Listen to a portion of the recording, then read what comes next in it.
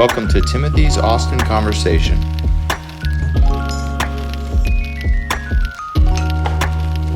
All right, welcome to the Texas Toy Museum. I'm here with Mr. Caleb Zammit. How's it going? He's going to take us through the museum and show us this cool collection of toys that he's put together. Sounds good. If you want to lead the way.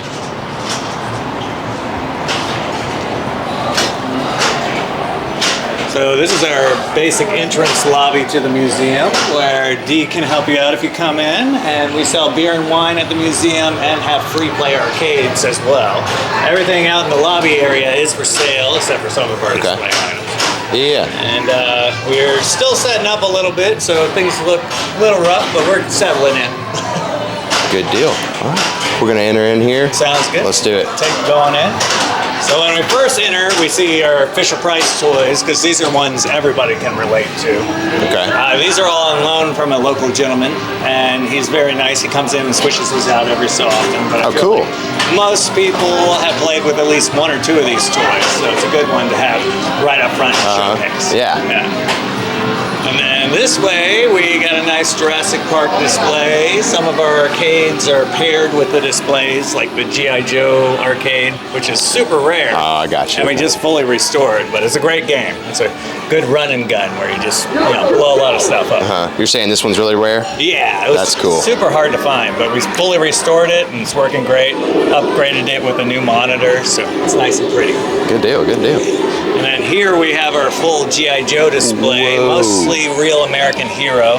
So from 1982 to 1994. We have most of the original real American hero toys, but we don't have enough room to put them all out because it's the most extensive toy line ever. Wow. Yeah, this is a lot right here. And it has the largest toy ever, the aircraft carrier. It's 7 foot long, still hasn't been topped. So, wow. And that's in there? That's it right there? The whole thing is the aircraft carrier.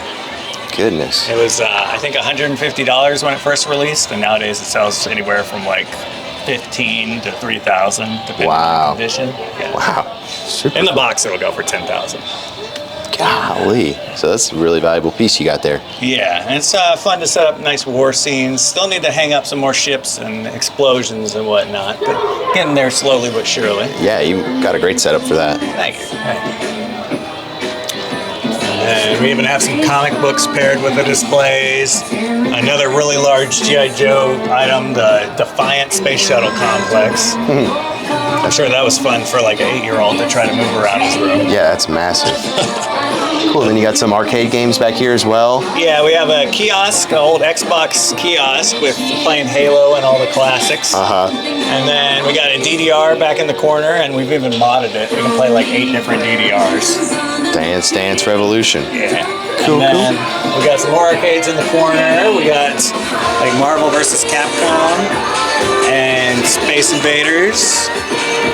Did you guys want me to kill the music? I forgot. No, you're good.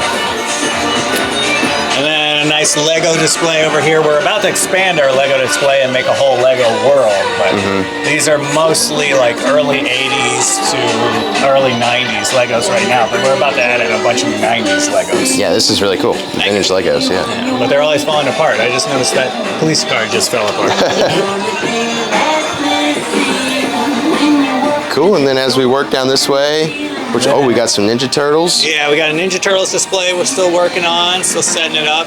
Got to add some more buildings and some more flyers, but most of the original Ninja Turtles are in this display, and then we also have the 2006 Ninja Turtles and the 2014 paired in as well. Cool.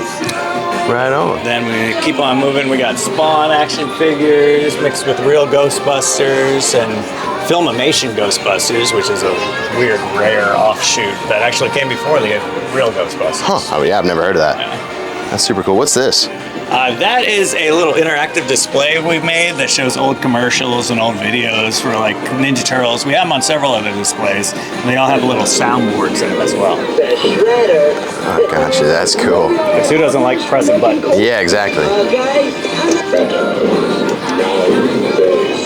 Yeah, that's cool. That's a cool little control panel you got there. And we got it, kind of a mix over here. Pee Wee Herman, Power Rangers, Street Sharks. Lots of Power Rangers. They might have to get their own diorama soon, too. And then over here we have a video game case with kind of brief history of video games from the first home console, the Magnavox Odyssey, all the way to some of the later ones like the 3DO and the Philips CDI. And of course the classics like Atari, Nintendo.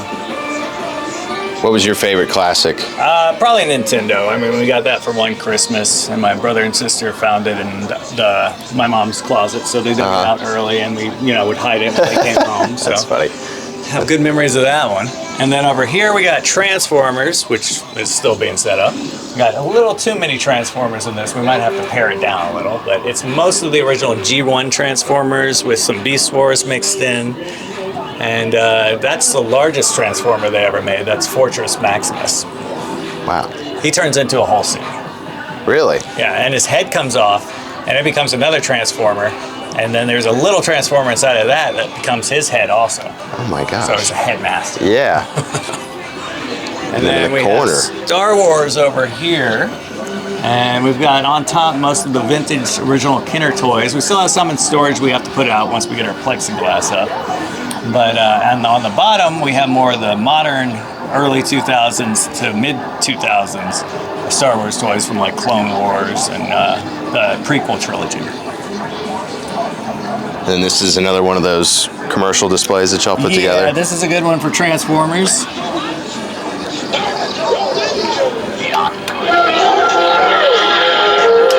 Switches for kids to split. To the Transformers. And they need constant maintenance because kids beat them up, so we're missing a button. Yeah. And we got a good selection of Jim and the Holograms. And back here we kind of have a superhero area. Oh, it's like the Batcave back here. Yeah. Because it's supposed to be DC toys, but Batman kind of took it over because Batman's the best DC toy. So we just made it a whole Batman cave. With Batman toys ranging all the way from like the late 60s to modern. Some of the newer stuff. Then we have Superpowers DC, Justice League Unlimited, more Batman, and then a few more arcades. And we're slowly expanding into this back room over here. That's why we have arcades here for now to block. Okay, I see. And then we have some Marvel up there, and X-Men. Oh yeah. A few more consoles for people to play, like a Sega and a N64. Where's the Sega at? Oh, the Sega's right there if you want to play Lion King. One of the hardest games on Sega. First level's fine, but second level you can't get past. It's impossible. Super cool. All right, so we'll head back out, check out some of those arcade games. Yeah. And we also have a nice big Barbie display. Oh yeah, I can't forget about that. Now, do you have will this normally be this large of a display, or is that because the movie came out this year? No, it'll always be this large, and we'll expand on it eventually as well. We want to work up this wall and work up there. Okay. And we have one of the original first Barbies and Kens up there. It's not the first version, it's like a number 4, but it's still a very early Barbie. So that, out of all these Barbies, do you think that's the most special one? Yeah, and the most valuable. Most valuable, okay. Good deal. Thanks. And then over here is more of our arcade games. We have Guitar Hero set up for people to play. That's super popular. Just got our Defender working. That was a fun project. Who restores them all? Mostly me, but we have a guy, S&B Amusements, that does the pinballs. Okay. So a little too complicated. So you get in there and do the computer work, or? Yeah, this one needed some board work and a little bit of power supply work, but it wasn't too hard of a fix. Okay. Still need some cosmetics. This Yeah. But for the most part, it's a good full game. And we got Terminator 2. Yeah, That's Terminator cool. 2 with the missile button on the side. And that's always a classic. Trying to put out more Terminator toys around it. Alien vs. Predator, always a great side scroller. NBA Jam is super popular. And this is one of my favorites from when I was little, so I had to get that one. It's a good X-Men fighting game. And then our Mortal Kombat is running Mortal Kombat 1 and 3 right now. We still need to get a 2 board, so I can do all 3. Okay. And we got a Dragon's Lair, which is one of the hardest arcade games ever. And of course we have to have a Nintendo for people to play Tetris and Duck Hunt. Cool. And then Is this a bar you got back Yeah, here it's too? also a bar. We have taps, our beers on tap, and then we have a lot of local beers, a lot of East Siders, High Sign, All Stock. So you can come in here and make us a day. Yeah, we showcase a lot of local breweries because we like to support them as well. Yeah, the true Austin way. Yeah, and then we also have a nice old computer for people to play Carmen San Diego or Oregon Trail on. Oh wow, that's cool. So if you can catch Carmen San Diego, you get a free T-shirt, but nobody's caught her yet. Maybe one day. Awesome. Well, thank you for showing us around. No problem. Thanks for Let's go sit at the table and break it down a little bit further. Cool. All right, now we're sitting down here with Caleb. Hey. And we've got some props on the table that he's going to talk to us about. If we want to get started, let's jump right into that. Cool. So I brought y'all a few things to show you. This is Goro's original hand from the first Mortal Kombat movie. It's the hand that actually crushed the glasses. It's a real movie prop, right? Yeah, we paid a little bit too much for it, and it's starting to flake a little because it's very old foam rubber. But it's nice to have on display for people with their Mortal Kombat toys. Yeah, that's super cool. Yeah, and this is one of the rarer toys that we have in the museum. This is a prototype of Lionel and Snarf from Thundercats. Okay. Lion-O. Sorry, I said that wrong. And then they're actually resin cast. So initially when they would make toys back in the day, they would do a wax sculpt of them at first and then make a mold of that and resin cast it and do all the machining to show the execs and make sure the play test works out. So this one's actually pinned together. It's old resin. It's kind of aged, but it's nice to show people the production process toys used to go through. Now it's all digital sculpting and 3D printing, but yeah, back in the day it was a little bit more intricate.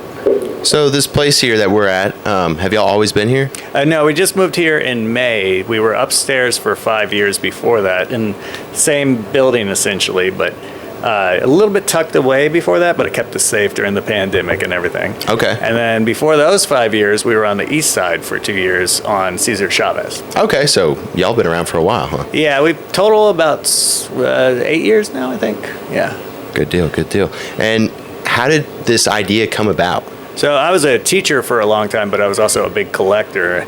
Kind of got tired of teaching because I was in special ed, and it was a little tedious with all the paperwork and everything. Loved the kids, hated the paperwork, but wanted to get out of it. So I kind of leveraged my collection into a different job, and started doing little pop-ups around town. Did stuff with Austin Books, Dragon's Lair Comics. Did stuff at the local trade shows and comic book conventions, and eventually built up enough interest to start the museum. Okay, so this is like a passion for you. Yeah, it's always been a passion for me. And first we started as a non-profit. That didn't really work out.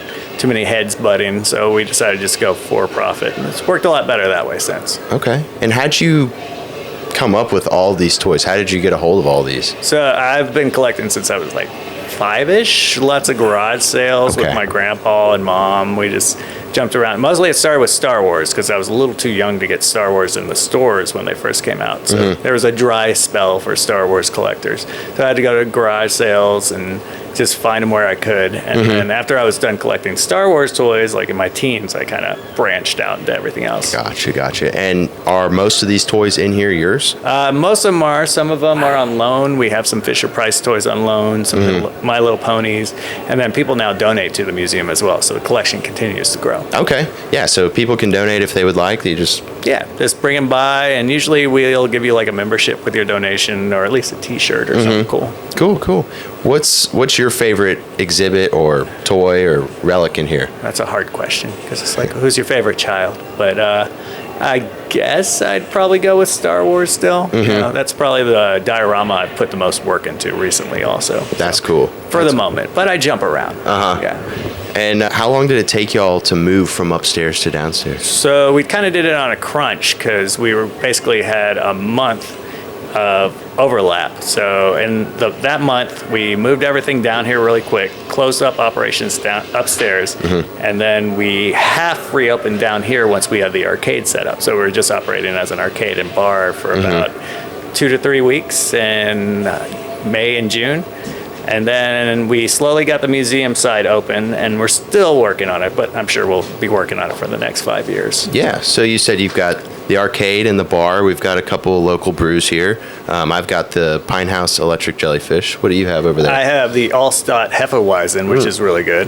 And yeah, we have draft beers for people to enjoy as well as canned, and we mostly serve local brews, support local breweries. We have a lot of High Austin Sign, Allstott, Jellyfish, and all the local favorites. Well, good deal, good deal. So you can come in here, have a drink, play at the arcade for a while, check out the cool toys. That's a cool spot. Thank you. Hope y'all enjoyed it too. Yeah. And we're constantly growing our arcades. I'm trying not to buy too many pinballs at once. Yeah. But, it's fun to always get a new one. And we're getting our Star Trek Next Generation back soon. It's been shopped for a while. Okay. And then we're getting a Simpsons pinball machine and a few more arcades we're finished working up right now, like Virtual On and Star Wars Arcade Trilogy just finished up. So we'll be expanding this back room into more of an arcade. Where we are back here. What's your favorite? Would you rather play like a video game or the pinballs? So I don't play them too much anymore. I mostly just fix them. When I play them, Okay. I see what's wrong with them, and then I have to fix them right away. Oh, I got you. But if I had to play one, it'd probably be Joust. Joust is my current favorite. And you said you fix them? So most does that of entail? them I buy broken because it's just more fun to bring them back to life. For example, the Joust, it came in and it had been waterlogged on bottom, so the power supply was totally corroded, wasn't working, had to have a replaced power supply. One of the boards was messed up, so I had to go through and repair that one. And it's just a fun process. And you do that yourself? I do the arcades myself, but I kind of outsource the pinballs because that's a lot more work. I can do a little bit of stuff on pinballs, but I have a guy, Steve, with S&B Amusements. Okay, yeah, that's a lot of moving parts, huh? Yeah, it has a lot of work too. It takes a lot of hours. What's the oldest toy you've got in here? The oldest thing we have is a 1914 Cupid Pie doll. Wow. Yeah, she's in storage right now, but she's pretty old. She's made of composite material, so it's a pre-plastics toy. It's when they would just take sawdust and glue and kind of press them in a mold with heat, and that's how they created it. Really? Yeah. So that's like almost 110 years old. Yeah, that's definitely the oldest thing we have in here. Probably a few haunted toys in here too. Oh, yeah? We have some nice older ones, and then probably some dead people toys. We have some creepy dolls. Yeah. How long does it take for you to set up a diorama? Typically about a month. So we use a lot of foam carving and a lot of acrylic. We use some 3D printing and various methods to create the dioramas, but we're always improving on them also. So the Star Wars one, we still want to add a couple different things, Cloud City, more Death Star scenes, stuff like that. So it's never really finished. Yeah. So you'll walk through and be like, we could add this here, or we could tweak that. Yeah, or somebody brings us more toys, or we get more toys, and we're like, oh, now we have to wedge these in. So probably in 5-10 years, we'll need a bigger museum too. Oh yeah, good deal. That's what we like to hear. Growing. Yeah, always growing.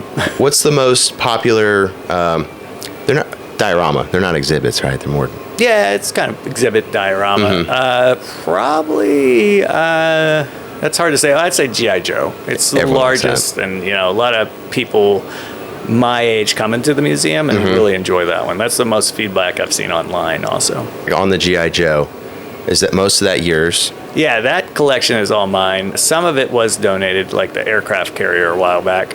But we now have doubles of each figure too. So the plan eventually is to just do like that diorama and then also a wall where people can see the figures individually. Yeah, so you got plans for growth here. Yeah, cool. Gonna need more room for sure. Yeah. Are you from Austin? Originally Baton Rouge, but my mom. Oh, really? Yeah, I've been here since '89. So okay. I'm basically a Texan at this point. But my mom's family was from here, so I just kind of missed it. Moved in, okay.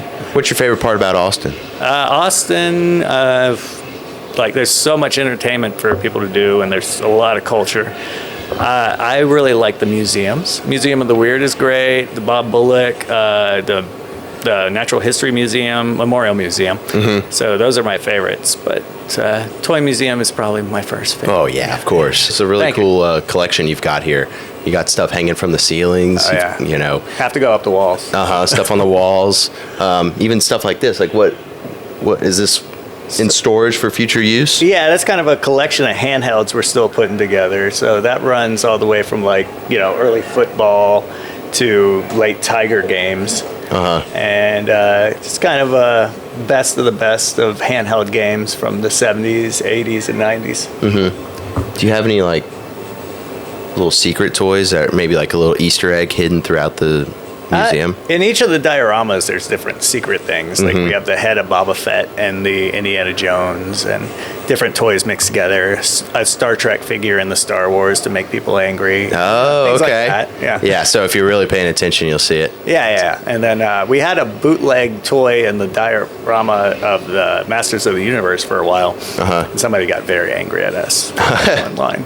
Yeah. If it's not legit. Yeah. But that's half the fun. Kind of playing with people. Things. Yeah. I mean, it is testing people too. Seeing what they know. Well, cool. Where can people find you? Where are we? So we're on 310 Congress, downtown Austin, not too far from the Capitol. And you can also find us online, texastoymuseum.org. We have Instagram, Facebook, and TikTok, all Texas Toy Museum. Good deal. And just come in and visit us if you're in town. So do you need a reservation or anything? No, just walk in and buy tickets at the front. Cool. And maybe stop at the gift shop up top and grab get you a little beer and some toys. Yeah. That's a good mix. Good deal. So around Austin, what's something that you like to do besides museums? Besides museums, like theaters, like the Alamo, and then I was 7-year-old, so we do a lot of parks, and and during the summer we do a lot of the water features, like the water park at Zilker or any of the little splash pads around town. So that's our big thing right now. I was going to ask if you're a big movie guy. Yeah, I'm a big movie guy. We even have movie props. Not only this Mortal Kombat one, but we got Hellboy's face in front. Bunch of some stuff from Starship Troopers, some stuff. We even have a storyboard from Star Wars New Hope, which costs way too much. But yeah. What's your, speaking of cost, what's your most valuable? The most valuable thing we have in here isn't on display right now. It's the first X-Men comic book from 1963. So once we finish the X-Men display and get plexiglass in front of it, then we'll put that out. So that one's most monetarily valuable. What's the most valuable to you? So I have some of the toys from when I was a child. I have a few Star Wars figures. The Optimus Prime and the Transformers display is mine. It's been restored because mine was so beat up. His legs were broken off, and I had to repaint him and everything. And then probably one of the Star Wars figures that I had with me as a child a lot. That's the most valuable. Yeah, and that's on display? That one's in storage right now because he's missing his head and arms, but it's still valuable to me. Yeah, for sure. How much stuff do you have in storage? So I'd say an equal amount to what you see on display.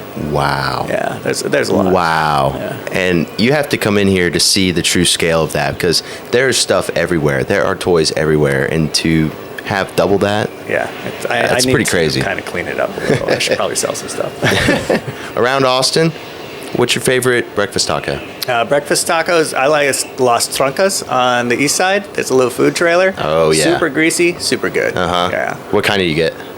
So I'm not even sure what kind I get. Usually I just go up and order their special. But whatever they have is generally good. Good deal. You live over there? No, I live on the north side. Okay. But our museum used to be on the east side, and it was right by us. So we used to go there for food all the time. So you're familiar with that east side. Any hidden local spots around here that you would suggest or want to shout out? Local spots. Well, I really like a couple of the toy stores around here. Outlaw Moon, they have a good selection. I like Monkey See, Monkey Do. They always have a good selection and some vintage toys. A couple of the vintage toy stores closed during the pandemic, but I still go to the Austin Antique Store a lot. And what's that other one?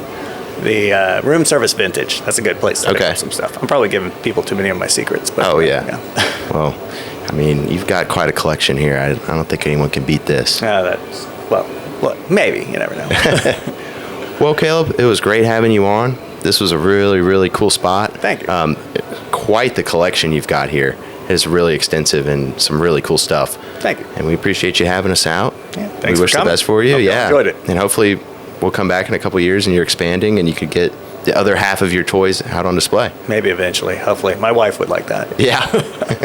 All right. Well, thank you for watching, guys. Thanks. Thanks for joining us. Please remember to follow and review.